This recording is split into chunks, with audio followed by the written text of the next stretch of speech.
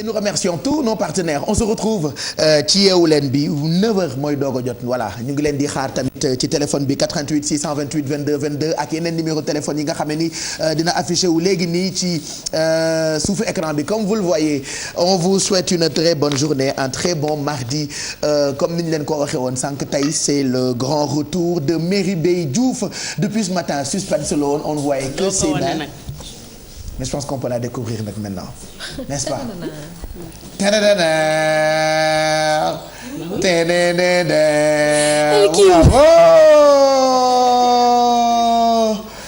Mary. Madame Diouf na nga def? Ça va bien. Mais tu étais où?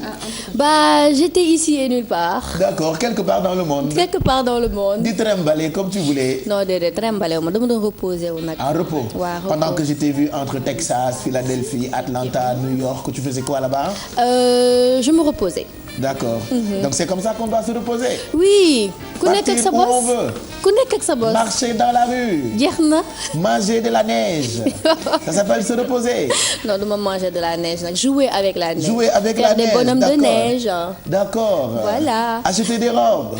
Non, pas forcément. Ok. En vendre. Oui. D'accord. Montrer ta silhouette. Non, pas forcément. D'accord. Perdre quelques kilos. C'est normal après une grossesse. D'accord. Pouponner. Oui. Éduquer. Oui. Crier. Non. De temps en temps. Non. Les bébés, ils font chier souvent. Non, pas le mien. D'accord. Tu la yar, il paraît. Bah, il faut commencer tôt, mais pas trop sévèrement. Même s'il ne comprend pas. Il va comprendre. D'accord. Qu'est-ce que tu lui as dit pour la dernière fois ce matin avant de venir sur le plateau? Et il t'a répondu? Il m'a répondu ouais. C'est vrai hein. Et liir bu am jom souvent dama koy faral di wax boo bëggee xam ndax sa liir am na jom buy jooy du lait lay jooyee du lait. loolu liir bu ko jooyee rek xamal ni bu màggee day am jom da la yóbbu màkk baa bu jëndal la saaku ceeb. Il réclame du lait quand il pleure. Oui. Ah c'est moom cool bu xiifee moom kenn dootul dégg. Il paraît que c'est un métis ton fils. Ah oui? Oui. D'accord. C'est les descendances directes des Vietnamiens. Et des Sérères. Il paraît. Vietnamo-séréer. Il paraît que Mayendep, c'est sa grand-mère. Kuy Mayendep? Le séréer. Non. D'accord. Il paraît que John Lee, c'est son grand-père. Pas du tout. John Lee. John Lee de Vietnam. Non, Lee c'est chinois. D'accord. Il paraît que sa mère a fait du Viet Vo Dao. Oui. Il paraît que sa mère, elle a écrit un livre. Oui. Il paraît que sa mère, elle passe à la télé tous les mardis. On n'est pas là pour faire ma biographie. Il paraît que sa mère aussi, sa mère, elle est amoureuse de son papa. Ah oui. D'accord. Il paraît que sa mère s'appelle Madame Diouf. Oui. Ah ouais. Il paraît aussi que voilà sa mère. Ouais. Hein? Bon, moi, N'est-ce pas? C'est sa mère. J'en sais rien du tout. Ah, ça c'est grave, hein? Mais t'es intellectuel de haut niveau. Tiens, je me posé question. Bon, tu vas nous parler tout de suite visage. Tu sais man su ma xamul ndax la ñu war a wax wala la damay infinitif. On va parler su ma xamul ndax de la visage ou du visage. Je dis aujourd'hui on va parler de visage u jigéen ci pour ne pas faire de faute. Oui. Parce que je sais qu'il y a beaucoup de bics verts et de bics rouges qui nous regardent. C'est Qui sûr. sont à côté aussi. Et qui ont tendance à corriger. Oui. N'est-ce pas? Des petits-fils de Molière. Tout à fait. Voilà. Donc nous parlons du visage de la femme. Sur les ou sur la. Man daal lu ma la songu rek lu ma la wax ci bu la. Bon, soyons sérieux maintenant. Alors dañuy waxtaan ci visage yu jigéen ci nouvelle. Visage féminin de la technologie. Parce que c'est vrai que avant je présentais par exemple les réseaux sociaux, tout ce qui était les applications et tout. Aujourd'hui pour le retour j'ai choisi en fait de parler de la femme dans la technologie.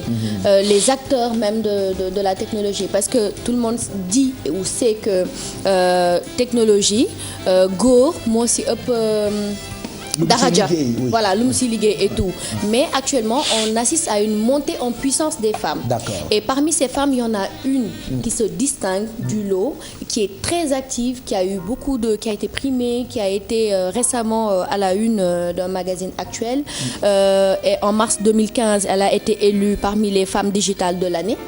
Dans le Forbes Afrique du mois de juin 2015 elle a été citée comme une des rares femmes en Afrique de l'Ouest à innover dans le domaine du digital. D'accord. Elle est activiste et tout, donc je vous laisse comme toi, découvrir. c'est des femmes 2.0. Voilà, les femmes 2.0. Et donc, je vais vous laisser découvrir l'élément et après, on va revenir pour entrer dans les détails. Meribé. Oui. Moussoukoro Diop, africaine d'origine sénégalaise, ce que j'ai l'habitude de dire. J'ai fait toutes mes études au Sénégal. Je suis 100% produit de l'école sénégalaise. Donc on s'est battu très tôt, à partir de 12 ans, c'était ça qu'on avait dans la tête. Et donc j'ai eu mon diplôme d'ingénieur à Dakar aussi, à l'Institut supérieur d'informatique. Et après ça, voilà, j'ai eu mon parcours un peu partout, dans des sociétés informatiques, dans des agences digitales. Je suis digital manager à Jovago, qui est une entité de Africa Internet Group. L'élément déclencheur, ce sont mes frères. Mes frères qui ont étudié au Canada. À chaque fois qu'ils rentraient, ils venaient avec l'ordinateur que je ne connaissais pas. Et j'étais curieuse, j'étais tout le temps derrière eux quand ils révisaient. Je leur disais, c'est quoi cette boîte magique qui sort tout ça? Et eux, ils ont vu que j'étais curieuse, ils ont commencé à m'intéresser. Parce que moi, je voulais être médecin. Pour moi, déjà les femmes occupent une belle place dans le monde de la technologie et c'est bien avant moi. Cette place de la femme doit être importante et très bien calculée dans ce domaine-là. Les femmes dans le domaine de la technologie peuvent faire de belles choses si elles sont bien accompagnées. Alors moi, si je n'avais pas embrassé le digital, dans le digital, il y a beaucoup de communication. Je ne fais pas beaucoup de choses tech, je dirais. Si je ne l'avais pas embrassé, je serais devant l'ordinateur à développer, à coder. Et donc, justement, c'est encourager ces personnes qui veulent épouser ce domaine, qui veulent aller faire des études en technologie, je veux dire, qui veulent plus avancer sur ce domaine-là, les encourager. Et c'est le moment aussi de saluer le travail de certaines personnes comme Jigen Tech qui sont en train de se battre pour que les filles codent très tôt. Je ne sais pas d'où vient ce sondage, mais je ne suis pas le visage de la technologie. Je ne suis pas d'accord. Et quand on aime ce qu'on fait, on partage avec plaisir. Voilà, entretien réalisé par Meribé Diouf ñu ngi doon waxtaan ak Moussoukoro, n'est-ce pas? Moussoukoro Diop, oui. Moom comme j'ai dit tantôt ñu ngi bokk ci jigéen les femmes 2.0 donc entretien bi on l'a réalisé en français. Mais di ko ñu expliquer taxawaayu jigéen ci yu digital yi. Voilà, en fait dañ ko choisir parce que d'après un sondage elle représente vraiment le visage féminin de la technologie parce que bon du moom kese moo nekk ci kii bi mais moom moo ci gën a moom la ñu gën a ràññee en fait. Tu vois donc si interview bi elle nous expliquait en fait son parcours. C'est un pur produit des écoles sénégalaises. Mariama Ba la jàngee, elle a fait l'Ansut, tu vois. Aujourd'hui elle est digital manager. D'accord. Tu vois donc ce qui veut dire déjà qu'elle a un niveau accès. C'est-à-dire c'est pas juste comment dire. Excusez-moi le terme souk, c'est-à-dire qu'elle a des responsabilités. D'accord, tu d'accord. vois. C'est-à-dire daf ci kawe quoi. Voilà, daf ci kawe. te li ma gën a neex ci moom c'est que c'est une femme très généreuse. Il faut être c'est très difficile d'être une intellectuelle, d'être forte dans son domaine et d'être généreuse dans ça. Elle aime partager sa passion. Elle aime aider les autres. Et c'est une féministe. D'accord. Moom tant que pour affaire de jigéen la, tant que pour aider les femmes à évoluer dans le digital ou dans la technologie, elle est partante. C'est vrai que maintenant femmes yi ñu ngi présente bu baax ci wàllu technologie. Boo duggee télévision Futurs Médias par exemple il y a tellement de femmes ñi caméraman ñi réalisatrice. Ci internet bi itam on voit maintenant que jigéen ñaa ngi ci activé wu bu baax. Mais écoute c'est une bonne chose. Oui, c'est une très bonne chose même parce que comme ni ma ko par exemple meilleure réalisatrice de tous les temps de toutes les télévisions Adja Diallo la tudd elle travaille ici. Moom elle a des doigts d'or. Ndeysaan félicitations. ay jaay la rek de bëgg mu may ma junni rek balaa 11h moo tax ma wax ko lii.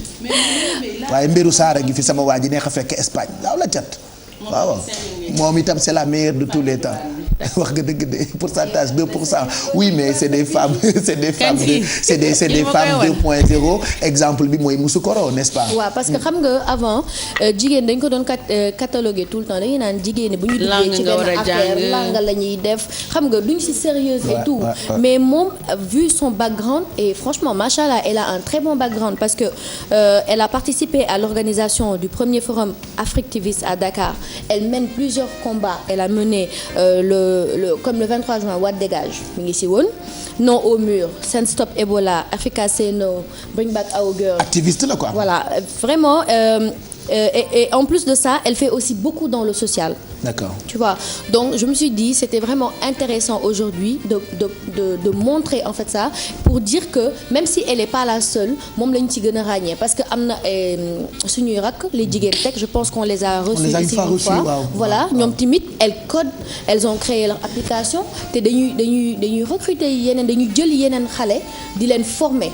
Tu vois, donc pour dire que la technologie ce n'est plus juste un monde fermé aux hommes parce que Moussoukoro bi nga gis nee na la bu dul woon digital manager day nekk di coder bu muy commencé réseau la doon def neneen d'après ce qu'elle m'a raconté da doon dugg ci suufu table yi comme informaticien di tout et tout voilà mais comme góor tu vois et n'empêche et franchement ci affaire technologie yooyu góor ñi lañ ciy gën a dégg donc di ci dégg jigéen ñi day ci baax aujourd'hui bëgg nañu am comme Soucourbou Beck la tudd xaw ma ki créé Facebook Soucourbou Beck Mark Soucourbou Beck Soucourbou Beck non c'est ça Mark Soucourbou Beck c'est comme ça il s'appelle non Zuckerberg quelque chose comme ça oui on bëgg nañu dégg ay jigéen yu kawe ci wàllu technologie bien sûr et surtout c'est pour sortir des sentiers battus des stéréotypes tu vois que jigéen bu nekk dans la technologie garçon manqué lay doon et tout mais non elle adore la mode xam nga elle adore le vax elle adore tout ce qui est africain donc c'est pour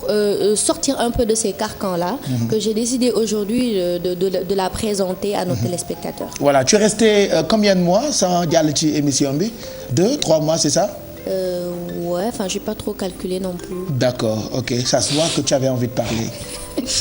Non, je suis juste passionnée par mon sujet. C'est sûr. Oui. C'est pour ça qu'on t'a recruté pour ça. Merci. Parce que nous on ne parle jamais sans l'avis des spécialistes. Oui. Et heureusement que spécialiste nga ci domaine technologie. Voilà. Da nga cee xarañ. Tu as tout dit. Ah. Mairie 2.0. Merci. Je rappelle que mën ngeen am replay yu li mu def ci Moussoukoro sur notre page, sur sa page, oui. Sur aussi YouTube /TFM. Les femmes souvent duñu leen méngale ak yenn ci ay métiers moo tax mairie bay jaaxle ba dem waxtaan ak ki nga xamante ni mu ngi yëngu bu baax ci technologie parce que souvent quand on parle de femmes mise en beauté ak concours de beauté. parce que dañu leen di génne tout le temps ci domaine science bi alors que boo fa demee ñoom ñooy gën a nekk au top par cher. La preuve am na miss bu ñu ñëw seet suñu avec sa couronne. Alors Maïmouna Camara elle s'appelle moom moo nekk actuellement Miss West Africa benn défilé boo xamante ne concours de Miss plutôt première édition bi la ñu nekk l'organisatrice c'est Madame Chavaz. Bonjour. Bonjour. Bienvenue sur le plateau. Merci beaucoup. Bonjour à vous, toute l'équipe de... Mais les Geneviève de Fontenay wax ba pare. Il manque le chapeau. Ah oui, franchement. Merci d'être là, oui. Alors Miss West Africa, qu'est-ce que c'est? Pourquoi avoir décidé d'organiser ce concours cette année? D'accord. Donc en fait, on a été sollicité par l'organisation du comité de Miss West Africa International. Donc on est une agence de mode, Woo Models Management, et donc mon directeur a été sollicité par le Miss West Africa International pour organiser. Ah, c'est un concours international qui existe déjà. Voilà. Je sais qu'en France, ça existe déjà. Oui. Après, je dans la pas diaspora, ça dans la diaspora pays. Et en Afrique aussi, dans pas mal de pays, ça existe. Donc, on a été sollicité pour représenter le Sénégal à l'international. Donc, on a accepté volontiers. Donc, on a fait un gros casting et on est sorti Maïmouna Camara. Donc, qui a pu participer à cette sélection? C'est juste les Sénégalaises? Les Sénégalaises. D'accord. Voilà. Comment s'est passée la sélection? C'est quoi les critères de présélection? Oui, voilà. Alors donc les critères de présélection étaient assez stricts. Donc c'est-à-dire qu'on cherchait des filles naturelles qui représentent vraiment la femme sénégalaise dans sa beauté, sa finesse, son raffinement. Aussi au niveau culturel, intelligence. On a vraiment cherché des personnes qui puissent défendre le Sénégal. D'accord. Voilà. Alors c'était quand le concours? Comment ça s'est passé? Expliquez-nous un petit peu. Est-ce qu'il y avait des questions de culture générale ou est-ce qu'il fallait faire un discours pour présenter le Sénégal? Comment ça s'est passé? Donc le concours en lui-même s'est déroulé le 28 janvier passé, donc au Grand Théâtre. Donc effectivement les Miss ont défilé et sont passées devant les jurys, ont dû s'exprimer devant le jury, donc défendre une cause. On leur a dit de penser à une cause qu'elles voulaient défendre au niveau du Sénégal. D'accord. Donc chaque Miss a défendu une cause. On a parlé en français, comme on avait des jurys anglophones, on parlait aussi en anglais. Ils sont exprimés en anglais. Et de ce fait, c'est là où on a choisi. Ce qui est rare chez nos Miss. Alors, Maimouna, toi, tu es choisie comme la Miss qui va présenter le Sénégal, à Miss West Africa. C'était quoi la cause que tu voulais défendre? Alors, j'ai défendu la cause de la maltraitance faite aux femmes. J'ai eu 3 minutes pour défendre la cause, donc 1 minute 30 en français et 1 minute 30 aussi en anglais. C'était compliqué l'anglais? Pas trop compliqué. Bon, en fait, j'ai fait l'anglais au collège. Seulement après le bac, j'ai pas eu le temps de suivre des cours d'anglais. Donc j'ai dû vraiment m'entraîner pour pouvoir parler couramment l'anglais, que ça soit très très aussi audible.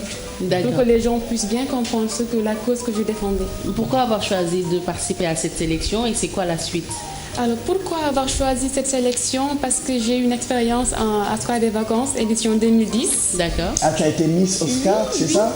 Oui, mais pas Miss Oscar. J'étais en demi-finale. Je n'avais pas la chance d'accéder à la finale. D'accord. Donc c'était un défi à relever à travers Miss West Africa. Et je me suis dit pourquoi pas me relancer et oser, voilà, et remporter la couronne. En tout cas, vous êtes d'une beauté naturelle. Ah oui. Il n'y a pas beaucoup de femmes qui osent sortir comme ça. Femme noire. Sans nos faux cheveux. Femme noire. En fait, c'est chacune à sa façon d'exploiter sa beauté. C'est vrai. Je suis d'accord avec tout choix. Je partage tout choix de toute femme. C'est vrai. Seulement mon choix à moi, c'était d'être très naturel. Ouais. On peut l'être chacune à sa façon. Je respecte aussi tout choix des femmes. Chacune est belle à sa façon. À sa façon. Voilà. Donc, Madame Chabaz, comment va se passer la suite de l'élection West Africa? Ce sera où? Ce sera quand?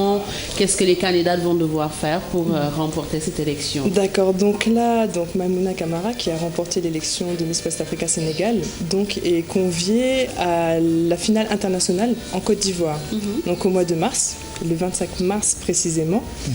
Donc parmi 27 pays d'Afrique et diaspora confondus, donc elle va devoir se défendre. Donc celle qui va représenter le Sénégal. Voilà, c'est vraiment l'ambassadrice du Sénégal. Elle va représenter le Sénégal international. Mais bravo. Pourquoi vous n'avez pas mis votre couronne? Mais elle est là. Voilà. Elle est là. waaw sal ko kay teranga àddina bët sagalal sa bopp yu tam sa ndey ngi seetaan ak sa baay ak seen waa koñ ak seen waa classe wan leen ni Miss nga nag ay représenter Sénégal. Elle sera donc en Côte d'Ivoire chez Mon Guerre qui m'a offert tout de suite une carte de 1000 francs que je remercie. Certainement on ira ensemble là-bas. C'est la descendance directe de Paul Yao, n'est-ce pas? sama guerre la. Comment se passera les votes? Il y aura des numéros de téléphone pour ceux qui ont envie de la soutenir. Vas-y. En parlant de soutien, je fais appel à toutes les autorités, à commencer par la première dame du Sénégal. Je veux qu'elle soit la marraine. Je tiens à ça vraiment, qu'elle m'accompagne pour la réussite de cet événement. Si possible, je ne sais pas si elle est en train de suivre Yaoulène. Si elle suit. Non, elle nous regarde tous les matins. Elle nous regarde tous les matins. Adja, moi je l'appelle Adja par rapport à suñu xarito. Vraiment, Adja mu ngi seetaan Adja, elle regarde, c'est sûr. C'est sûr. Alors je veux que vous soyez ma marraine. Donc je directement, puisqu'elle suit l'émission. Elle regarde tous les matins. À toutes aussi les autorités, voilà. Tu sais, le président, il aime le fondé, hein. Donc je sais que tous les matins, quand elle prépare le fondé pour président, elle regarde en même temps. Hein. Voilà. Ah oui. Hein. Donc à aussi toutes les autorités de Rufisque, parce que je signale aussi que je suis rufisquoise. Ah, Cora Fall, Cora Fall, jàppale suñu Miss bi. De passage, je remercie aussi le maire de Rufisque. Le maire de Rufisque, dinaa la boole itam ak Ngoné Ndoye. Ak Moundiaye Cissé. Ak Moundiaye kooko gaaw nag. kaay nag ma expliqué ne ki gaaw yi mu Moundiaye Cissé. Man bàyyil ma demal la ci moom rek.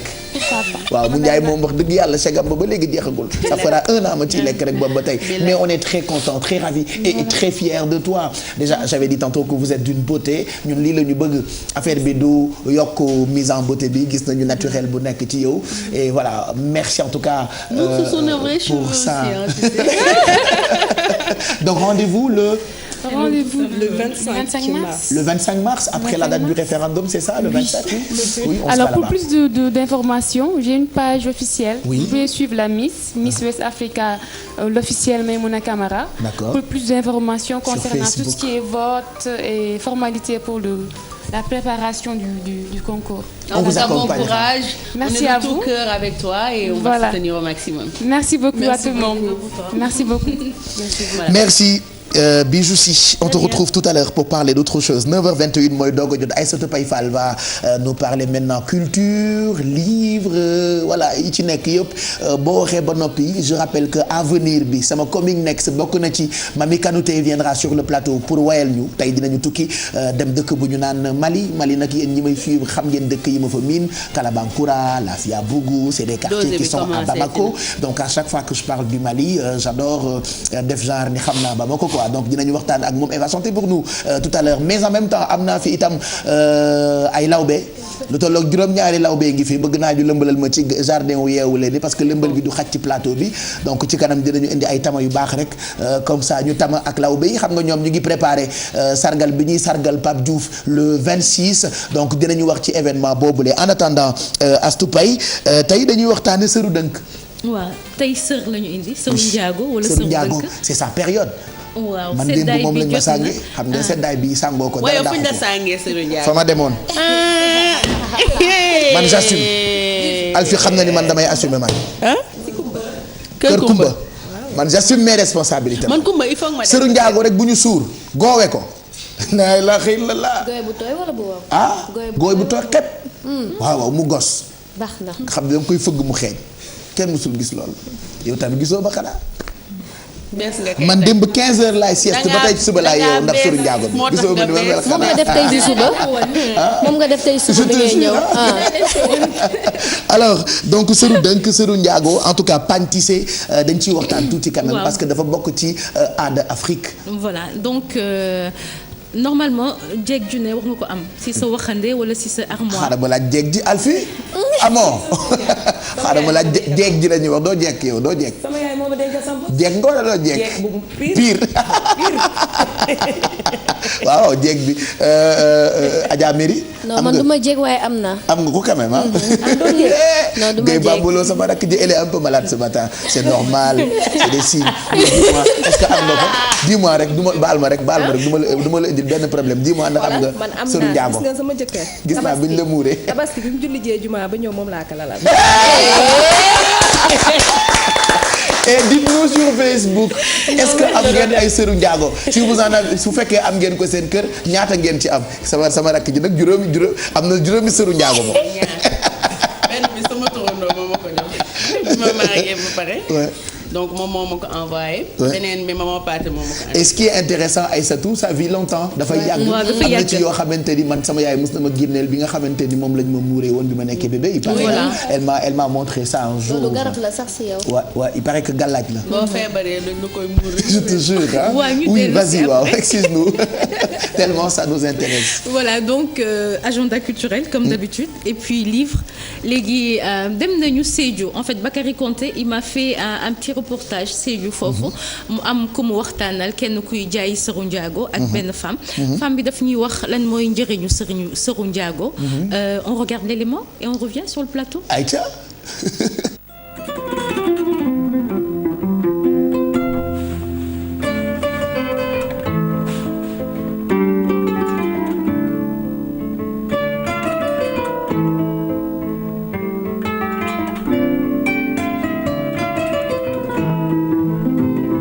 sër rabal nag mooy cosaan jigéen boo xam ne buy dem sëy say bàjjen ci la ñuy tiitaroo say rakku yaay ci la ñuy tiitaroo xam nga lu tax bu njëkk jigéen daaw woon xam góor tant que jébbal la sa kër jëkkër doo xam góor moo taxoon sër rabal am ndax bés bu ñu lay yóbbu sa néegu sëy sër bu ñu lay takk ci suuf mooy wane ne bés boo fanaanoo sa jëkkër ba boor set mooy wane ne kii jànq la léegi nag lu tax ñu def sër rabal yi bés boo xamee ne génn nga sa kër jëkkër génn nga yóbbu nañ la sa kër jëkkër ba feeñu na foofu ne li taxoon seen rabal ñu jox ko sa ko bopp sa maam day kontaan sa bàjjen day kontaan sa magu yaay wala sa rakku yaay day kontaan moo waral seen rabal waaw loolu cosaan nit ku ñuul la parce que ku nekk boo amee sët muy dem sëyi li nga war a sagoo li nga war a tiitaroo mooy sa doom bi dem sëyi sa sët la wala sa doom la sa doom mag wala sa doom rak bu demee sëyi lii feeñ ci néegu sëyam nag mooy kontaan loo yow ba tax na nga tegal ko seen rabal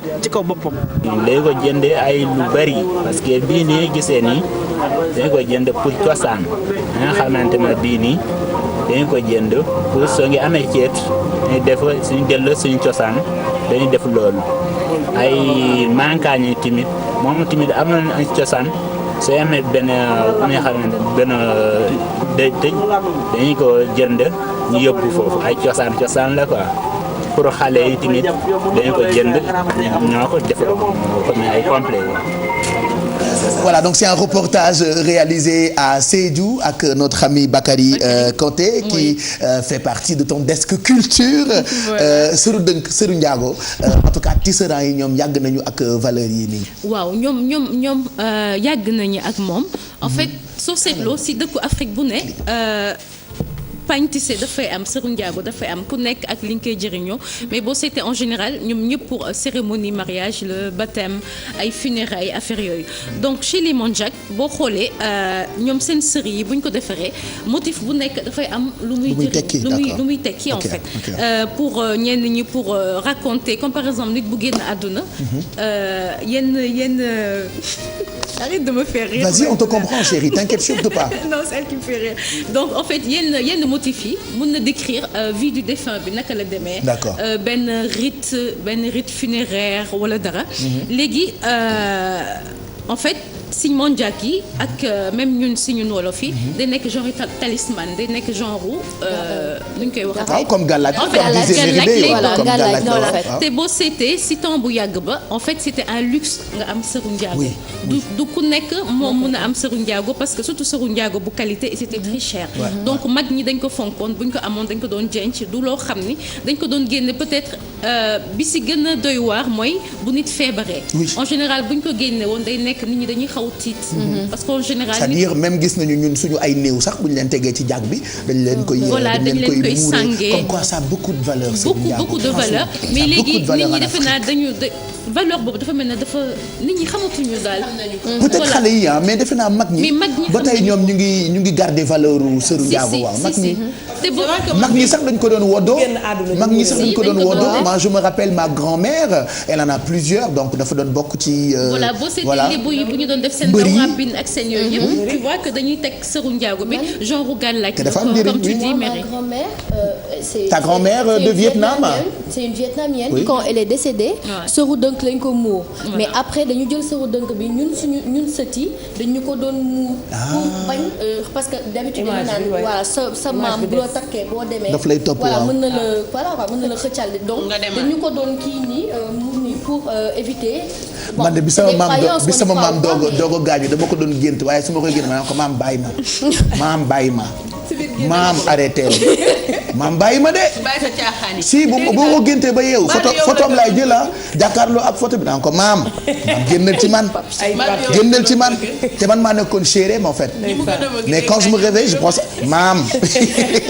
maam arrêté qu'elle repose en paix. Voilà donc lan laa si bëggoon yokk tamit en fait si li ñuy wax si légende bi dañu naan benn jinne moo ko soufflé benn nit nu ñu koy defaree si li ñuy wax si légende bi c'était au nord de la Guinée-Bissau benn dëkk bu tudd Kalekis. D'accord. Je sais pas si c'est vrai ou pas. Mais raconte-nous, c'est une histoire. Non, en fait c'est juste le petit truc que je voulais ajouter. Et que encore voilà donc de la naissance à la mort Sëru Ndiago day teew si dundu doomu aadama. Et que voilà léegi boo seetee par contre qualité Sëru Ndiago bi ñuy doon am avant amatuñ ko. parce que tisserand yi lu ñuy wax mooy ne amatuñu coton bu bëri qualité. Oui, mais en plus de ça la dernière fois j'en discutais ak Mame Fagueye Ba que j'embrasse très fort. Elle m'a même sorti ci ay waxandeem ay coton yu yàgg yi. ay tissus yoo xamante ni buñ ko defaree ak pure qualité. mën na def 100 ans. dafay dem ba mel ni doon kan Macléod. en fait Highlander immortel looloo tax nag seen Sëru Ndiago doon mais maintenant tout est commercialisé. te commercialisé booboo yàq. suñu ay produits yu authentiques dañu dem sax ba est-ce que chinois yi dañu def léegi Sëru Ndiago parce que ñoom ñu ngi ci lépp. je sais pas dañu am dañuy tissé bu léger bi boo xamante ne dañ koy mën a sol. maanaam comme maman Collé ni muy def. maanaam bu léger bi du diis comme sër bi. bi nga xamante ne mais ça a beaucoup de valeur. moom la styliste yi di jël ameublement coussin yeeg. sa kër mën nga ko def design et tout voilà. voilà loolu laa indi woon tey pour Sëru Ndiago. voilà donc je rappelle que mën ngeen amaat reportage boobu noonu en replay ci YouTube/TFM wala sax ci www.igfm.sn. Je t'ai vu avec un livre depuis tout à l'heure ou si tu veux on parle d'abord de l'agenda culturel. D'accord. wala ñu wax ci livre bi ba pare. On parle expo d'abord. Expo d'abord oui parle-nous de l'expo Angèle Etoudi et Samba. Voilà, c'est une photographe camerounaise. Donc instant bi mi ngi musée Théodore Monod ex-IFAN. Elle est là du 18 février au 30 mars pour wone exposition. Donc c'est une photographe. Donc li mu def pendant 30 ans moom lay ñëw wone. Donc thème bi mu jël pour exposition bi mooy force et fierté de la femme. dañuy dellu si jigéen. Donc elle fait une rétrospective de œuvre jigéen yëpp. Photo yi mu jël yëpp si jigéen ñi li liggéey quoi. Donc la deuxième exposition c'est Femmes en résistance. C'est une exposition de Pierre-Yves Jeunet. C'est un journaliste français boo xam ne tamit moom ci photographie lay yëngu et c'est encore sur la femme. Donc il a parcouru 25 pays. 25 pays bu mu dem day xool lu jigéen ñi di liggéey muy Afghanistan, Darfour, Nigeria, feneen ak feneen. Et voilà, il a fait des photographies et ce sera à l'Institut français de Dakar ku ko bëgg dem xool yi foofu ngay dem. Voilà, moi j'ai envie un jour que tu nous parles d'un autre photographe qui s'appelle Victor. Voilà, turu artiste bi dëgg laay fàtte, mais il a beaucoup de talent. On parle beaucoup de lui ci jotaay yu mag yi. J'ai vu ça dans Jeune Afrique. Il a beaucoup de talent. Il a beaucoup de talent, Victor. J'essaierai de faire un truc sur lui. S'il te plaît. Voilà, en plus de ça c'est un livre que j'ai vu la dernière fois. J'en parlais ak Bijou tout à l'heure, Sabaru Djiné. Sabaru Djiné, dama si dellu si. Oui. Bu Pape Samba Kane, c'est un roman. C'est déroutant, c'est en fait boo koy lire doo xam. En fait, c'est un personnage, Massata, mais dans le livre, tu as l'impression qu'il y a deux personnages. Massata, qui est dans ses rêves, qui veut devenir écrivain. Man du may lire d'habitude te bëri naa ci ay morom dama am paresse lecture man livre bi ñu ma ko joxee préface bi laay lire ak li ci ginnaaw fi ñuy tënk noonu xaw ma nu mu tudd. Résumé livre bi man même livre Méribé bi j'ai pas tout lu mais à chaque fois que tu parles de livre j'ai envie de lire. D'accord. Tu me donnes envie quoi. Donc tu vas lire celui-là. Celui de tu me donnes vraiment envie de lire. Non mais elle me donne envie de lire. Ouais, d'accord, même su dee ay nax la ba tey neex na Pape Cheikh. Donc voilà, donc je te le passe. Tu me l'offres? Je te le passe. D'accord. Franchement, donc, tu me donnes envie. Je te le passe la wax. Oui, mais elle me donne envie de lire. Ouais, d'accord. Donc tax nga ba li ma doon wax, j'ai perdu le fil de mes pensées. Massata. Oui, tu parlais de Massata. Voilà, Massata c'est le personnage et il est en même temps Talla. Donc Massata il rêve d'être écrivain dans le livre et voilà, quand on lit, en fait, on sait plus où donner de la tête. C'est déroutant. Da ngay tëb fii, dem fee, jóge fii. C'est-à-dire livre le bu lay Mbi fa forêt quoi. Tu connais Mbi fa forêt quand même. Il parle d'amour. Waxal Mbi fa forêt moo xool. Mbi fa forêt. Voilà. Aïssatou ma dinaa laaj service programme ñu jox ñu 1 heure de temps ma ak yow. Non. D'accord, donc ma tënk ko gaaw xam naa ne li des bëritul. Donc dans le livre, il te parlera du Dakar des années 60, 70, 80. Il te parle d'amour, beaucoup de choses. Mais bon, je suis un peu déroutée même. Xamatuma lu ma war a wax. Mais bon, c'est un livre à lire. Sabaru Djiné, je le conseille à tout le monde. Voilà. Ben merci. De rien. On est très contents. Ben moi aussi, je suis contente. On te remercie. Ben je te remercie, Pape Cheikh. Tu as devant toi woykat boo xamante ni saa yi ma ko déggee sama xel day dem comme je dis tout le temps ci Ami Koïta, Oumou Sangaré, Kandia Kouyaté, Kiné Lam, diva yu mag yi nga xamante ne ñoom ñoo sigil culture africaine. La dernière fois on a passé la nuit ensemble ici à la télé, toi et moi. C'était dans Pello et man damaa xaw a ëppal su ma gisee lu am valeur dama ciy dox di ci dox. Je pense qu'avec Mami Kanouté tey mooy nekk sama 258e émission ak moom et j'avais très envie de voyager avec elle ce matin. C'est pour ça qu'on a fait appel à elle. En plus de Mami Kanouté mi ñuy waaj a woyal am na ay lawbe yu ma indi groupe lawbe laa indi xam nga xeexu groupe moom doo xam ku dóor te tey xeexu groupe laa yéene téléspectateurs yi donc dina am ay lawbe yu fi nekk lawbe yi nag dañoo war a accompagner sama xarit ba Jibi ndeysaan dem na ñu ngi koy ndokkeel ma nga dëkk bu ñu naan Montpellier. Mami Kanouté damaa bëgg nga nuyoog ñu nag way ma bégal ci Aïssatou Paye Fall Miss Culture bu TFM. On est très content de amaat la ci plateau bi.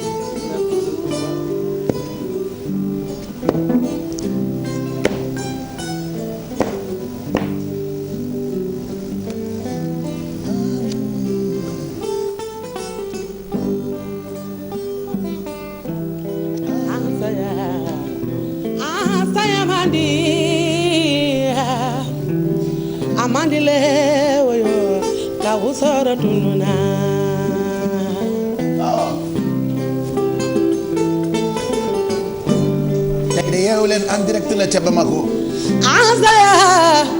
Asaya Madi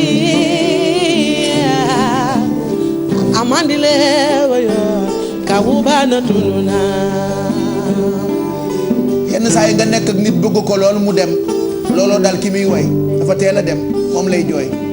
ni sigira lan. te dumbe kasila. ak lan. ni kala. te dumbe kasila. wallaay ni da ngay jooy. ni kala fa te dumbe kasila. ni nyamire dunia sayale fa te dumbe kasila. ndeysaan cey kaw cey dee. ni sigira te dumbe kasila. ni kala te dumbe kasila. ni nyamire dunia sayale fa te dumbe kasila.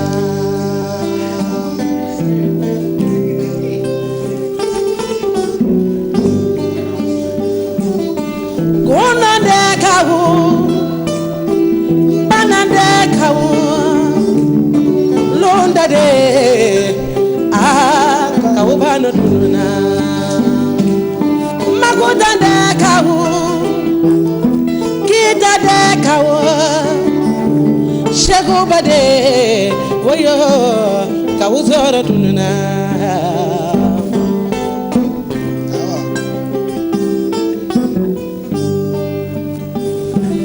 Bab Cheikh sa yàlla yem ma xoolu bana dunya so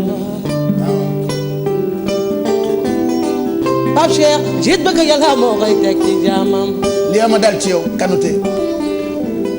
Bab ku la bëgg ko ku la bañ dala noppal yaa bëgg ma mi Kanouté le Bab Cheikh billahi wallahi way la war na ma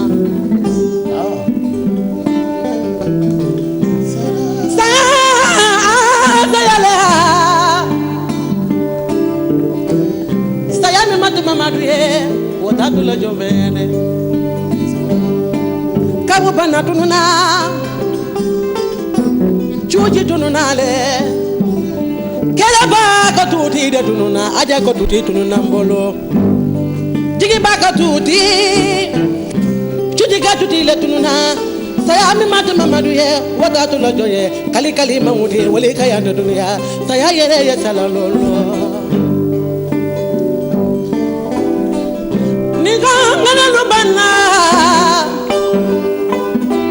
sundulu sita ko de tununa mama Kanouté de tununa bana sarabe mi tambani sorale woli ngana le di so bakasele wolutile bana duna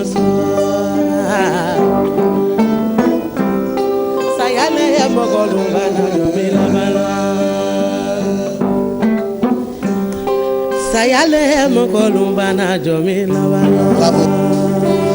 Et c'est dommage que vous n'avez pas peut-être yéen ñi amul chance su déglu woy bi original bi ci album bi elle l'a fait ak daf ko def ak DJ Awadi di ci rendre hommage kaw mi Sénégal yëpp xamoon c'était un grand artiste mami kontaan nañu ci sa teewaay tey ci yeewu leen bi yaram yëpp daw na sama géer gi Adja Diallo ma nga ca kaw di réaliser neen def na ci fukki junni waaw tekkiwul dara sax waaye yàlla baax ma ñëgal ko rek promesse de don la c'était Téléthon.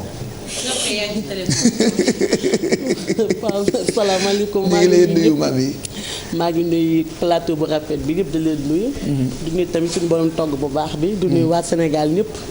di jaale tamit waa kër Jigi Ba si Soxo sama njëkk ju baax ji rakk ji gaañu fan yi rek ngeen koy wax tout le temps ci tës bi te ñu jam ko fële këram Kër Massar. dëgg la di leen jaale ñoom tamit bu baax a baax waa kër gi ñëpp. di nuyu nag waa Sénégal ñëpp di nuyu waa Belgique France. ak fii waa Dakar ñëpp di leen nuyu ñëpp di leen wax nag ni yow ci jàmm yenn ci jàmm. waaw nekk ci jàmm. féexal xol yi. féexal xol yi.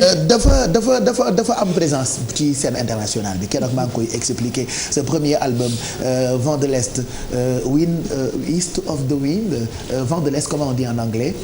Wind East of the East quelque chose comme ça noonu la ñu ko tuddee c'est un album qui est sorti en Angleterre ñu tegaat ci quelques années mu génne beneen album mooy woy bi ñu déglu léegi nii ci extrait album boobu la nekk tuddee ko Musoolu d'ailleurs titre de lancement bi moom nga def ak Baba Maal et puis il y a pas longtemps nga génne un 3e album bërki démb yaa ngi nekkoon ci France Inter tubaab bi di la profité xam nga ñoom nag comme j'avais dit tubaab bi dañ ñoo teg bët présence boobu nga am ci scène internationale bi liggéey bu rafet boobu nga nekkee naka la demee ndax mën ngañ ci wax tuuti Sénégal dëgg la sa dëkk la waaye li ngay nekk bitim réew mooy ëpp Mami Kanouté. waaw Pape ba tey di ko sant yàlla rek. waaw ñoo ngi ci liggéey ju métti tamit tuuti. waaye sant ko yàlla ndax. ci Kora bu ñu accompagner rek ànd ak wax ji. dëgg waaw ak mu ne kaañoo. waaw xanaa moom géeru soose la. sama mag la ñoo bokk ndey ak baay. bokk leen dara kay kii kay du géwél. ki mooy taaw Suraxata. kii kay du taawam kii xam naa rek ko for doon rek fi wee nii. waaw Pape ñu ngi ci liggéey bi ñoo ngi ci kawam waa actuellement ñu ngi préparé wu nii ci ay tournées mois de mai bi. ak mois d'août bi aussi. en même temps comme ni ma la ko waxee mois de mai bi ñoo ngi ci préparé pour France Inter aussi. en même temps ak spectacle yi foofu ba le 13 mois de mai. incha allah tamit préparation au niveau de Canada bi.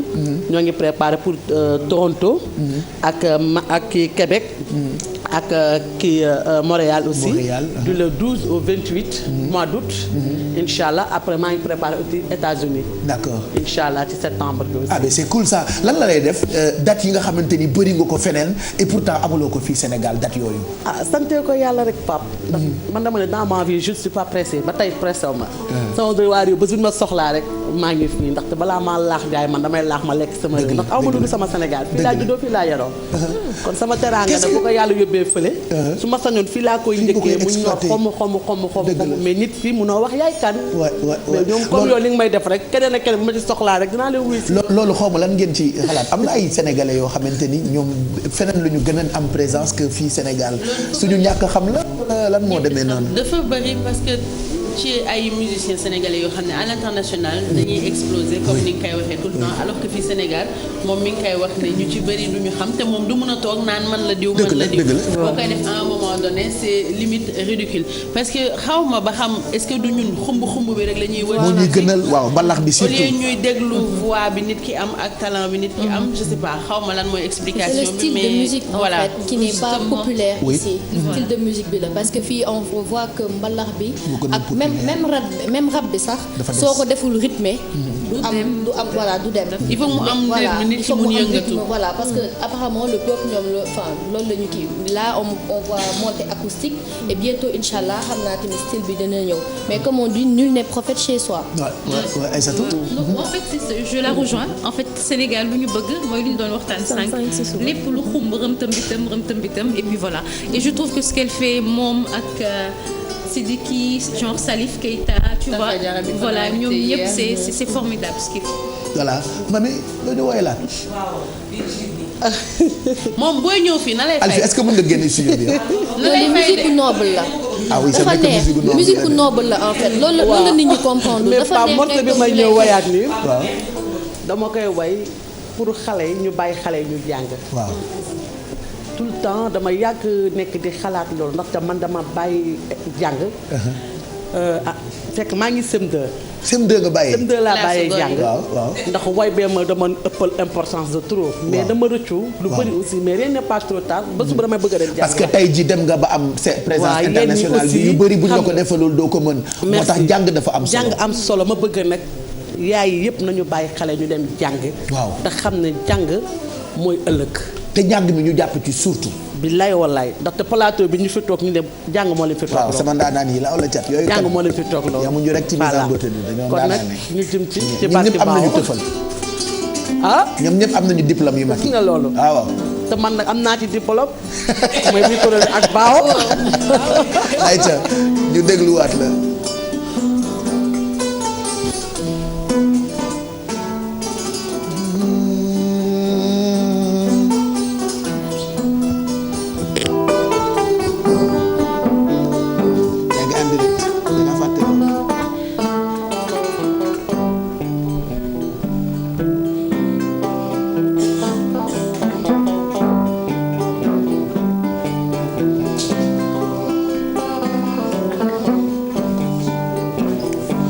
nani fa be kawili anka denu bila kalana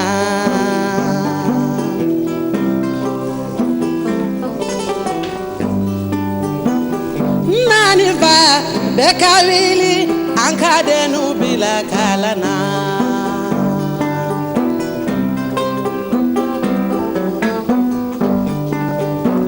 mundu medibiro Karambaliya bedibiro mundu bedibiro ekol taha baliya bedibiro mundu bedibiro Karambaliya bedibiro mumbena dibiro ekol taha baliya bedibiro nanifa bekijida kadeno bila kalana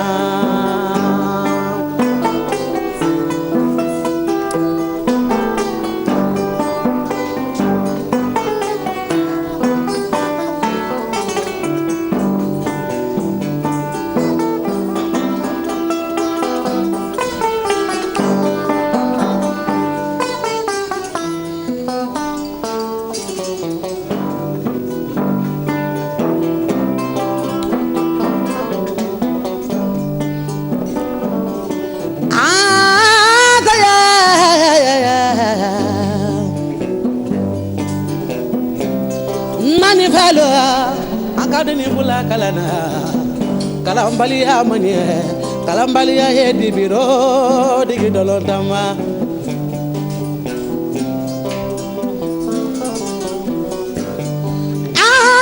adibi kalambaliya dibi manye waya dibi le mami bawo sirana dibi nya kalambaliya dibi nya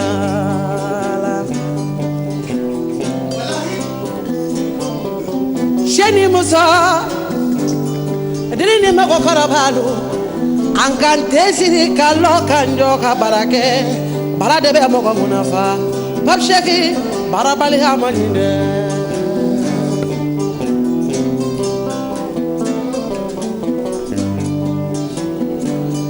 Ale koli mana yele Kona yele la alidami senunu la dole kolila Duna baradia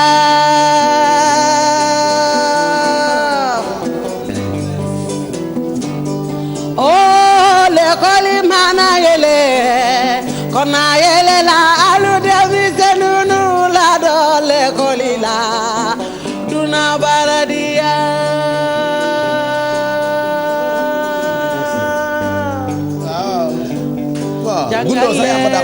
Jangalen xale yi Pape jangalen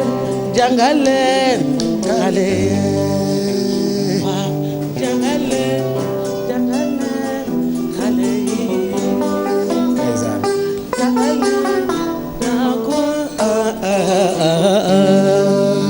Merci. Bravo.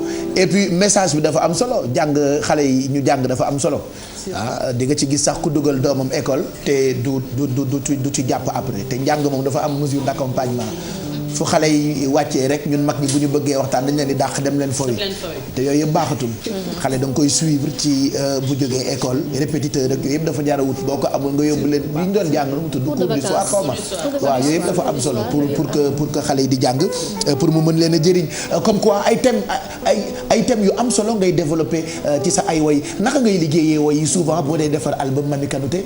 waaw Pape man li may woy boo xoolee lu ci ëpp dund naa ko lu ci ëpp dama koy gis parce que nit ki lépp lay way na doon li nga xam ak li nga sentir ak li nga xam ne day yee nit ak li nga xam ne ku la déglu sax wallaahi bu tëddee dina nelaw te way tamit du way naa mu neex naa baat mun naa way fu ma neex yóbbu sama voix non mais aussi il faut mu am tête luy jëriñ doomi aadama waaw contenu daf ci am solo loolu moo ñu loolu la ñu yàlla message boobu la ñu yàlla jox kon foog ñu dox mission boobu lan moo la may possibilité boobu yàgg liggéey ak tubaab yi ak maison de production yi mag yi nga xam ne dañu liggéey noonu ci Mali Forop moo la may loolu waaw loolu tam mi ngi ci loo jàng rek la ci ànd ak Baaba Maal waaw pa moom tam lu ci ëpp expérience yi ëpp yàlla moo ma tax ma xam ko waaw dëgg la damaa juddoo kër gu mag yaroo kër gu mag sama kër maam kër Banaya xam nga foofu dañoo mën a way déggoo léegi may tendance bundoo voilà ñu def ci man lu bëri nag mais su ma génnee en monde yàlla ak moom a tax xamal ma lu bëri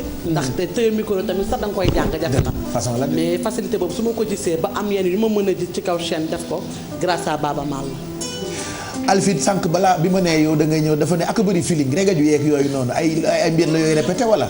waaw loolu barke baaw dama ko tey ñëpp ma koy xasee dama ko tey dégg ko sama benn nijaay dama non du xas loolu defe naa du xas wala da nga ciy dégg ay mami dafa ëppal li muy def nii dafa ëpp. te wallaahi musique boo may dugg benn moment. doo mën a xamante lu may def. waaw spectacle Baba Maal am na musique lu mu may duggee sax damay fecc li ba nga yaakaar ne maa te doo ko tey. donc musique moo mel noonu Pape. franchement ma bëggoon nag tamit gërëm tamit bu baax a baax a baax du ma ko damm du ma ci taay. di gërëm sama jëkkër ju baax. waaw moom jëkkëram lay waatee sax da nga war a yedd ñi nag ñuy waatee seen jëkkër yi bëgg naa di dégg ay barki Ricardo ay barki Jibi ay barki Moussa Diouf ay barki Moussa Lo bëgg naa Aïssatou Paye Fall di waatee ay barki Baye Cheikh yooyu dama koy bëgg yow baawa ngay waatee. waaw dama koy waatee ndaxte këyu alalu yàlla la. waaw comme Paye ni man Pape tout le temps damay déglu waaraate. te damay jàng Alxuraan. sama jàng sorewul. mais damay gis sama yaay ni ñuy sëgee. bëgg naa di sëyee noonu. ndax sëy du làmmiñ du mbubb bu ñuy sol man dama bëgg a jëf ko. te nga xam ko te mu doon sa diggante ak sa borom. bëgg ma sëy ngistal man sëy te yàlla tax laa bëgg. te man ko loolu laa ko bëgg a sëyal te di ñaan nag Sénégal ñëpp tarixa diine yëpp. ñu ñaanal ma sama diggante ak sama jëkkër. yàlla ba ci seytaane xel. amiin di ko sant nag di ko gërëm. di gërëm tamit magam bu góor ak frère am Alaaji ak ñoom Sadio. ak sama wujji Peccor Gay nekk Belgique ak sama grande sœur yu nekk si biir kër gi. di leen nuyu ñoom ñëpp di nuyu tamit nag Acha. di ko nuyu bu baax waa Belgique. di nuyu tamit. Acha bu baax way Acha xam nga ko te bëgg naa nga xamanteeg moom bu baax la. waaw bëgg naa nga xam tamit waa Belgique bu baax a baax a baax a baax te dañ maa sagal Belgique sigil ma Belgique barki baaw soxo nama ma dara Belgique ba ma ñibbisee tamit te di sant tamit toujours waa France di sant sama yaay ak sama papa di sant nag doomi aadama yëpp da ko ma limee damay juum bilaay boo limee juum di nga ñu woyalaat balaa ngay dem loolu am na solo mais dama bëgg a joxe lii ñëw ca kanam waaw pareeguñu li ngeen di gis ci biti nii ay lawbe la damaa dajale ay lawbe xam nga may def yu ne uy loolu lawbe yi ca kanam ñoom ñooy nekk invité yeewu leen plus bi man ak Alfie dañ fi bëgg a def rek tama fajar uy loolu waaw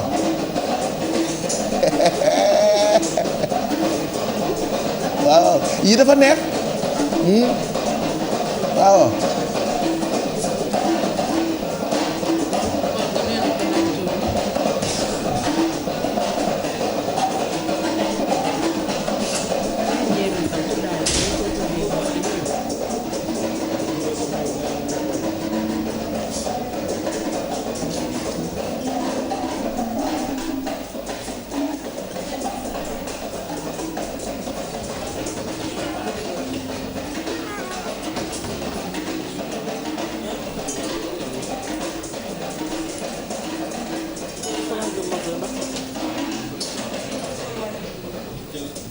waaw ayca loolu kon ci kanam lay nekk lawbe yi ñoo mën a way nag ñoo mën a fecc nag mami lu tax yow booy clip doo jël lawbe yi ñu lëmbalal la. non bii pas dinaa leen jël parce que damaa woowee benn morceau njëkke yi. waaw ma jël lawbe ñu clip ko. non njëkke yi dafa neex moom bu nga jël lawbe yi ci clip bi. non njëkke foo ma jëlee. ayca lawbe yi ñoo xewle ne leen mbasa mbasa ak tamaji nañu bàyyi ba ci kanam tuuti waaw kay jërëjëf mbasa arrêté leen lëmbal bi. arrêté leen lëmbal bi mais ñu dañu arrêté leen lëmbal bi fin de lëmbal arrêté leen lëmbal bi nañu arrêté lëmbal bi ah voilà merci donc ñoom ci kanam dinañu àndandoo ak ñun ci yeewu leen plus bi Mamy Kanouté on est très content ñu ngi lay gërëm bu baax di gërëm tamit sa fans yi mais way bi ngay mujjee woy nag dama bëgg nga mayal ma ko monsieur ak madame Diouf démb la woon seen anniversaire de mariage sinon madame Diouf va me tuer madame Diouf a ngi nii toog Mary Bey ak monsieur Diouf démb la woon seen anniversaire de mariage en fait joyeux anniversaire. ils nous ont même pas invités en fait. mais quand même nag xam naa Qu'est-ce que c'est? Mais dans tout match y a arbitre. soxlawuñu arbitre. PSG ak Dortmund. Chelsea. Bundesliga la di. affaire bi kat Bundes bi la nag Bundesliga. barki Sëriñ Tuubaa yooyu boo amee da ngeen may woo ma arbitré mais ay nit yu soxoree nii ci télé bi laa ko gisee. Bundesliga bi kii bi FC Dortmund. bilaay. ak beneen bi dama tudd ci Manchester United ak ici c'est Paris bi ici c'est Paris yooyu dama koy bëgg a dégg ici c'est Paris. oh yooyu j'adore ça damay bëgg a dëkk daal ci Bundesliga bi dégg nga may woo ci Bundes gi bu xewatee sa anniversaire de mariage mais les autres invitez-moi à vos anniversaires de mariage inchallah bu ko defee ici c'est Paris bi itam mu koy dégg bis dak ici c'est Paris. Bon mami ñu bàyyi la ñun duñu doyal ci yow. am na ñu bëri ñu wax ni en plus de dates yi nga xamante ni am nga ko diggante Europe ak Canada fii nii yàkkamti na ñu gis la nga joué ci club yi. xam naa loolu bu amee diggante jëst bërëb yooyu ñuy baale bu date bi amee di nga ñu ko annoncé incha allah comme ça ñu wax ko sénégalais yi. voilà donc ñu bàyyi la nga woyal ñu beneen laataa ñuy tàggoo Mouhamed Ndiaye yegg si naa costume am bu yàgg. waaw beneen bi dama koy woy nag dama la ko waxee rek comme ni nga koy waxee nee nga tout le temps baawoo. waaw. te incha allah le 26 février la am 10 ans de mariage. kon mais ba di nga ma invité. ci anniversaire de mariage bi. te loolu mooy fête bu gën a mag. boobu Bundesliga kay. boo wàccee kaamil rek damay wàcce noos bi. boobu Ligue des champions la c'est vrai 10 ans de mariage yow ak Bao macha allah. donc il faut ngeen invité ma comme ça ma arbitré ci Bundesliga bi. donc maa ngi koy dijee morceau bi moom après. Aïcha donc monsieur et madame Diouf. Merci.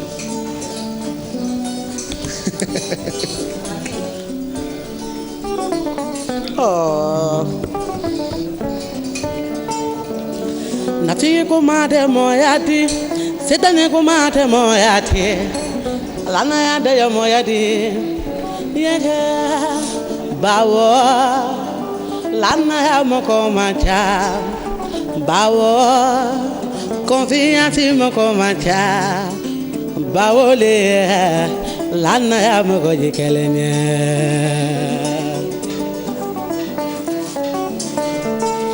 Oui, bawo, confiance moko macha, bawo, lana ya moko macha, bawo le, lana ya moko yikelene.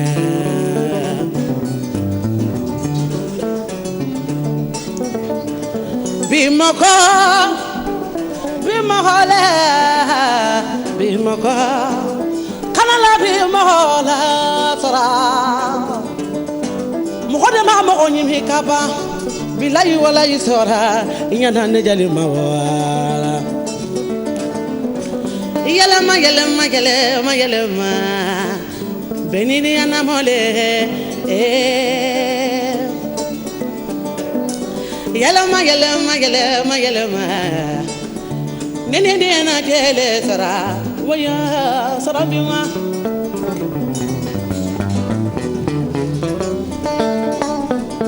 L'amour, Pape, c'est une maladie.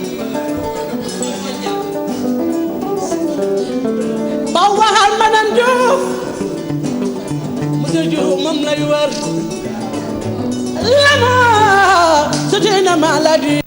Aucun médecin ne peut le soigner, mais Madame Diouf, Monsieur Diouf peut soigner ton amour.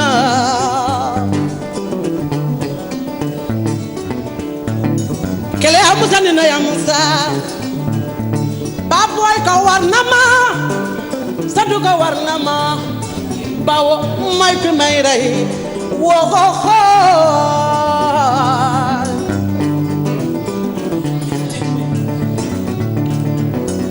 Fatuma dafa Ali mami fale bébé di fa Abu Shamu fale sorale amima Fatuma ta takili bade tamani sarakade sarale Jumuna bula takili ba ka sara subagasi Kalimu ka sara asta sara ka sara mimale so mutabangali mima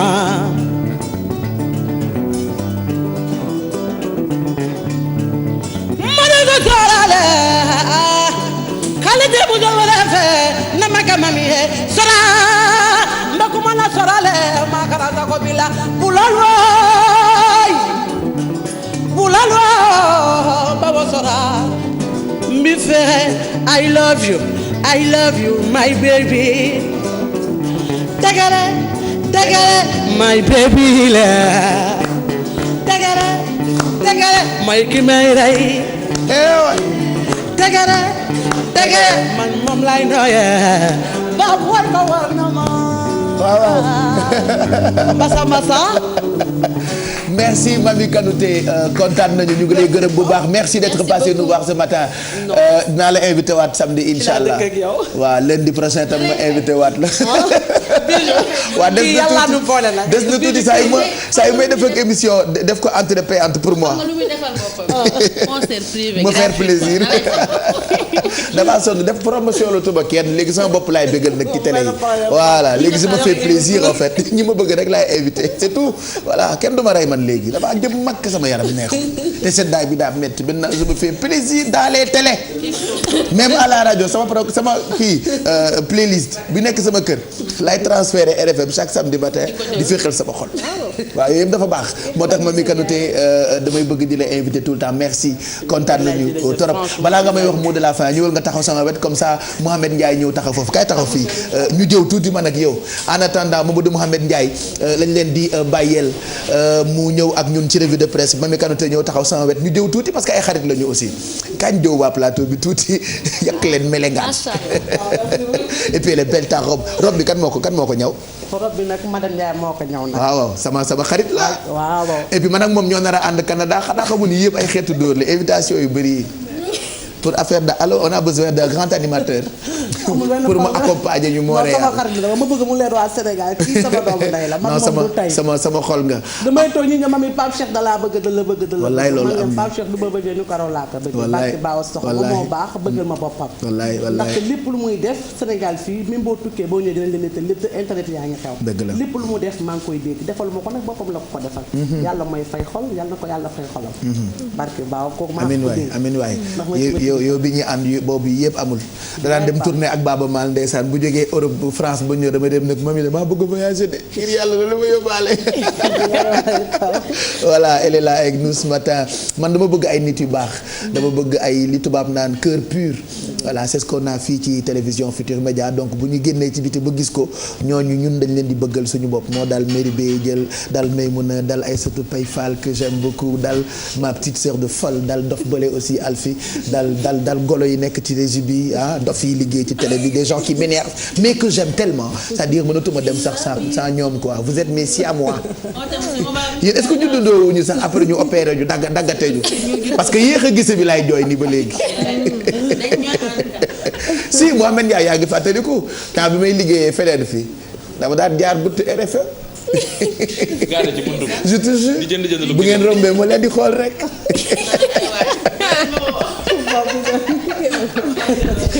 waaw mu leen di xool rek je te jure mais heureusement je suis là maintenant Mahmoud. oui Pape na nga doxalee. sant nii rek collection de ndono de Ouest de papa. ah non ça c'est. donc doon nga am la collection Iba Der Thiam la Pape. waa dëgg la de. ah professeur ma ko jox Pape. collection Iba Der wala collection Cheikh Amar. collection Mbaye Diallo. oui ma. wàcc ak Idrissa Ndiaye. ala Idrissa Ndiaye après bu ñu paree yeewu leen bi naa la wax benn affaire. lu mu defati. lu garaaw. paa bi ci def rek la dëkk. naa la nettali ala Idrissa Ndiaye. bàyyi satu bu ndaw. bàyyi satu kon satu. jërë ngeen jëf. mais xam nga entre nous li may wax dëgg la de et je fais face à la caméra. oui Mbaye Diallo costume rek la doon sol mais bi mu jugee Makka da jël yëpp base. jox la ko. am ci lu ko metti nag ndax da liggéey yëpp veste la ko jëndee. xam nga mu ngi lay dégg d'accord mais Diallo alkaati la dafay tëje de. mais dëgg la. yow fekkoo ko dimanche ba mu braillé bi yegg si bu fii mu ànd ak sët bi da di Diallo ñu yugur dem man leen bette dal ton je parle de mon père. aywa ji Pape. ayca ma gërëm la nga dem. ba jërëjëf waaw ba ma la nga ubbi. ayca jërëjëf jëf ayca Pape nañu ubbee ndoo Walfadjri mi nga wax yëf yi leer na xam nga daanaka yéenekaay yëpp ñoo bokk lu ñu ñëwee mu di Macky Sall ak coowal référendum li mu fi junjoon boobu ba léegi journal yi nekk ci ñu door rek Walfadjri mi ñu xëy xamal ne en tout cas li nga xam ne gis nañu ko mooy bu ñu yeggee ci référendum yi bu ñu laajee askan wi seen xalaat ñëpp daal di voté non loolee moom mooy xeeñ li tax yéenekaay bi nañu bari na ñu jóg bokk na ci waa Y'en a marre bokk na ci Amnesty bokk na ci Ligue sénégalaise des droits de l'homme bokk na it ci waa forum justiciable ñoom ñëpp daal en tout cas ak parti politique yi dañoo bëgg askan yi woote kon non ci boobu le référendum Sud du Quotidien xëy ci dellu soit ak bile xibaar mu di lu aju ci opposition bi ak société civile bi ñoom ñëpp joxante nañ loxo ngir bu ñu yeggee ci yooyu le référendum ñu daal di voté non kuréel la ñu bëgg a teg laas moom it xëy ci dellu soit nañu am na benn front anti référendum boo xamante ne ji gaa ñi bëgg nañu koo teg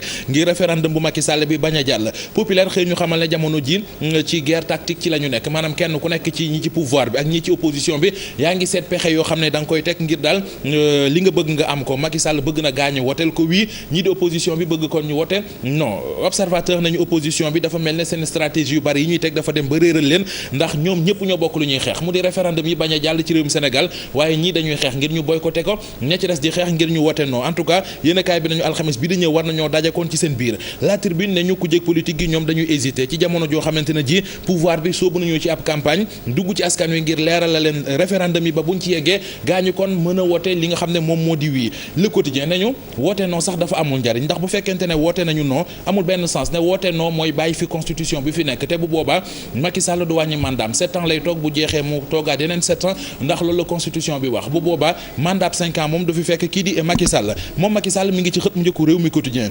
référendum yi 20 mars yi ak li tax mënu cee dellu gannaaw loolee la yéenekaay bi xëy di ñu ko leeralal kaddu yu Mously Diakhaté ba tey ci yéenekaay bi muy xamle ne daal képp koo xam ne yaa ngi taxaw naan na askan wi voté non ci référendum yi moom Mously Diakhaté xàmmewul ak baana direct info xëyee président Macky Sall ak bi la laaj mooy ndax ni ñu ko songee ni ñu ko sëkkatalee moom président ndax kon dina ci mën a génn est-ce que Macky Sall pourra tenir non ne la direct info xëy di laaj dina tenir ou pas li leer ba leer moo di moom président Macky Sall tourné na page bi mi ngi ko wax ci grand place yéenekaay bi nañu moom Macky Sall bëggatul ñu nekk ci coow ay naan référendum date bi lii laag du lee ba tax na daal page boobu moom Macky Sall xam le na ne tourné na ko lu soxal askan wi ak seeni jafe-jafe loolee lay seet nu mu ko lijjantee anki yéenekaay xëy ak ñun pap ci photo bu xaw a reetaan président Macky Sall buy ree lii moom jafe naa gis en tout cas mi ngi ci xën mu njëkk enquête journal bi nañu ñi mu seexal géopolitique bi ñoo ñee la wan boppam ndax muy Idrissa Seck di Malick Gakou di Pape Diop ak Abdoulaye Baldé dañu jàppoon ne élection présidentielle yi 2017 lay doon ba tax ñu nekkoon ci campagne léegi nag biñ ko yóbboo 2019 loolee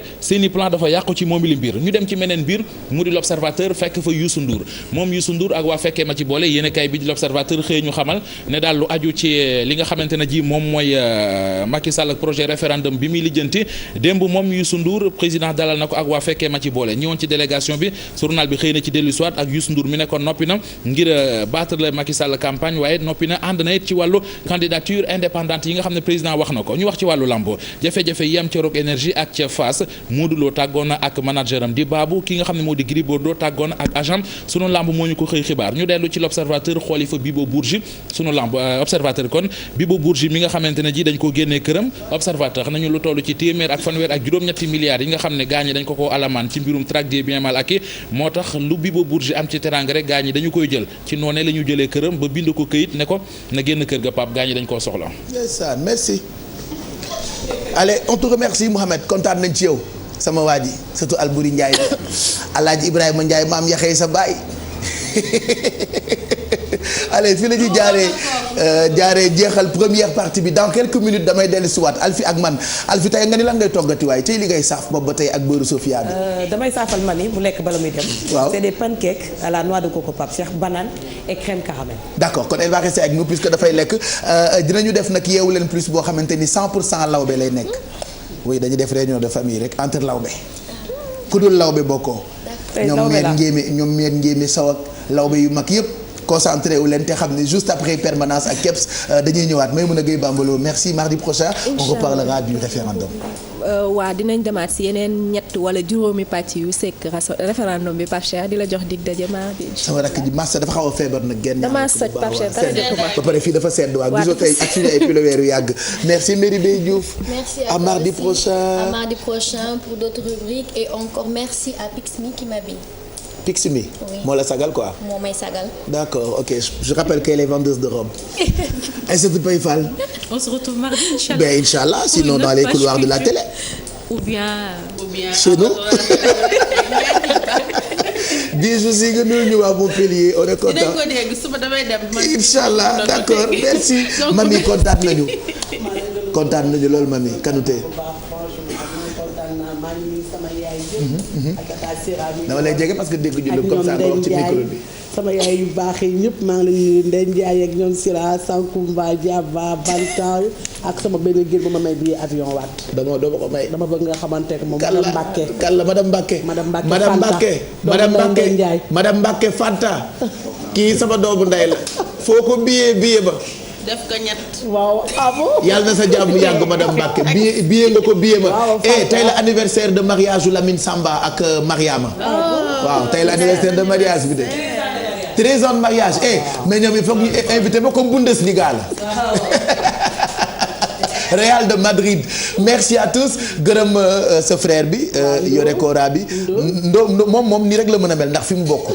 Kora la xam ñoom c'est de grands artistes famille Banaya wallahi ay ndaanaan rek a fa nekk mami sax mën na way mais gundoo bu nee der ñëpp kontaan moom ñu ngi koy nuyu bu baax et puis ñu ngi leen di souhaiter bonne chance parce que ñu ngi représenté bu baax Sénégal di représenté Afrique dëkk bu ñu dem sagal ñu loolu man dama ciy kontaan bu ngeen seetloo ba tey maa ngi répété dëkk yu mag yi nga xamante ni Mami Kanouté am na fa présence xeetu sag la rek te dëgg-dëgg am na yoo xamante ni itam di ko fësal dafa baax parce qu'on dit souvent que teraanga àddina bët donc ndoo ñu ngi lay gërëm bu baax gërëm tamit sama xarit Baro moom ci sama groupe la bokk xam ngeen ni man dama am groupe si comme super étoile de super étoile man laa yore man dama am guitariste am xalamkat am fecckat am woykat ah oui am lépp donc Baro moom ci sama groupe la bokk Baro dama may ci jàngeen jëf xale yi ni nga commencé ci woyu Youssou Ndour bi.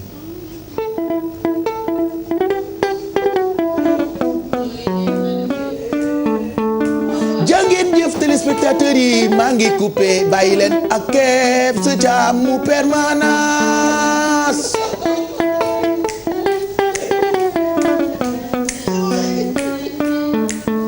su képp sa pare permanence ma ñëw ci Yeewu Leen Plus maak Alfi Ba ci télé bi.